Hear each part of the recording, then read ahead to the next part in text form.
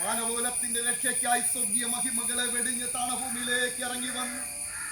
കന്യകാമറിയാമിൽ ജഡമെടുത്ത അത്ഭുതങ്ങളാലും അടയാളങ്ങളാലും വിവിധ വീര്യപ്രവർത്തികളാലും താൻ ദൈവത്തിന് സന്നിഗ്ധമായി വെളിപ്പെടുത്തുകയും പൊന്തിയോസ് പീലാത്തോസിന്റെ കോടതിയിൽ വിസ്തരിച്ച് പാപമില്ലാത്തവനായി തെളിയിക്കപ്പെടുകയും മാനവർഗത്തിന്റെ രക്ഷയ്ക്ക് വേണ്ടി കാൽവറി ക്രൂശിൽ തന്റെ ജീവനെ അർപ്പിക്കുകയും അരിമത്തി ജോസഫിന്റെ കല്ലറയിൽ അടക്കപ്പെട്ടു.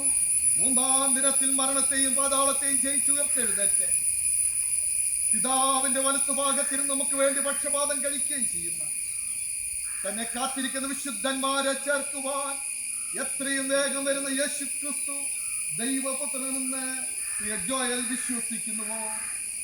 വിശ്വസിക്കുന്നവരെ സ്നാനപ്പെടുത്തുവീനെന്നുള്ള യേശു ക്രിസ്തുവിന്റെ കൽപ്പനയനുസരിച്ചും നിന്റെ വായിൻ വചനത്തെ ആധാരമാക്കിയും ഞാൻ നിന്നെ പിതാവിന്റെയും പുത്രന്റെയും പരിശുദ്ധാത്മാവിന്റെയും നാമത്തിൽ ജലാശയത്തിൽ മാമോദിസ മുക്കുന്നു. മരണപര്യന്തം വിശ്വസ്തനായിരിക്ക, എന്നാൽ ജീവകിരീടം പ്രാപിക്കും. ജയം ജയം ഹല്ലേലൂയ, ജയം ജയം എപ്പോഴും, ജയം ജയം ഹല്ലേലൂയ, ജയം ജയം എപ്പോഴും.